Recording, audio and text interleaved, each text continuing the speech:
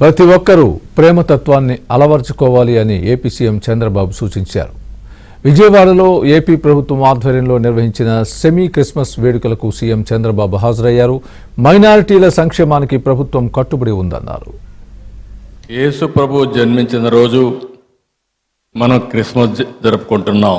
లోక రక్షకుడైన ప్రభు కరుణా కటాక్షాలు ఉండాలని ఆకాంక్షిస్తూ పెద్ద ఎత్తున ఈ కార్యక్రమాన్ని మనం నిర్వహించుకుంటున్నాం.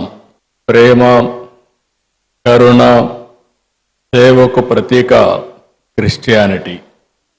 నేను ఎన్నో సందర్భాల్లో చెప్పాను, ఎక్కడైనా ఒక మంచి హాస్పిటల్లో మెరుగైన సేవలు అందిస్తున్నారంటే ఇప్పుడు కాదు, స్వతంత్రం రాకమునప్పటి నుంచి కూడా ఒక మంచి కాలేజీ పెట్టి పేద పిల్లలకు మంచి చదువు ఇప్పించారంటే అది క్రిస్టియన్ ఇన్స్టిట్యూషన్సే పెద్ద ఎత్తున చేశాయి. ఎప్పుడు కూడా నేను ఒకటే ఆలోచిస్తాను, మైనారిటీ వర్గాల సంక్షేమానికి భద్రతకు ఎప్పుడూ నేను అండగా ఉంటాను. ఒకసారి అయితే సమైక్య ఆంధ్రప్రదేశ్లో చర్చి పైన దాడులు జరిగితే స్వయంగా నేనే వచ్చి ఇన్వెస్టిగేషన్ చేసి మళ్ళీ అలాంటి సంఘటనలు జరగకుండా పూర్తిగా కంట్రోల్ చేసింది తెలుగుదేశం ప్రభుత్వం అని కూడా గుర్తు చేస్తున్నాను. ఇంకొక పక్క విభజన తర్వాత కూడా మీరు ఒకసారి చూస్తే ఏదైతే క్రిస్టియన్స్ కోసం సంక్షేమం కోసం ఎక్కువ ప్రాధాన్యత ఇచ్చాం, చర్చల నిర్మాణానికి ఆర్థిక సహాయం చేశాం. ఇంకొక పక్క మీరు చేస్తున్నటువంటి సేవలకు సహకారంగా ఉండాలని క్రైస్తవ సంస్థలకు ఒక్కొక్క సంస్థకి 10 లక్షల రూపాయల ఆర్థిక సహాయం చేసి మిమ్మల్ని ప్రోత్సహించాం.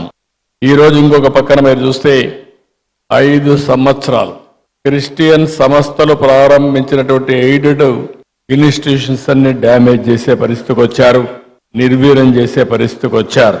ఈరోజు మా పార్టీ మనందరి నాయకుడు తెలుగుదేశం పార్టీ అధినేత ఎన్టీ రామారావు గారు కూడా ఏసీ కాలేజీలో చదువుకున్న విషయం మనం మర్చిపోలేం.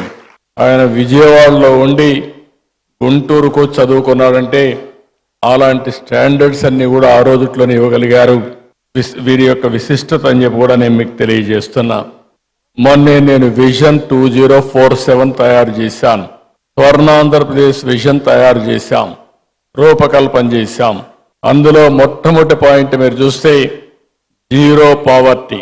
ఇంతవరకు అందరం చెప్పారు మేము పేదరిక నిర్మూలన చేస్తామని చెప్పారు, కానీ నేను పెట్టింది ఆర్థిక అసమానతలు తగ్గించే విధంగా మొట్టమొదటిసారిగా పేదల్ని పూర్తిగా ఆర్థికంగా పైకి తీసుకొచ్చే వరకు ఈ ప్రభుత్వం అండగా ఉంటామని చెప్పి మరొకసారి తెలియజేస్తున్నా.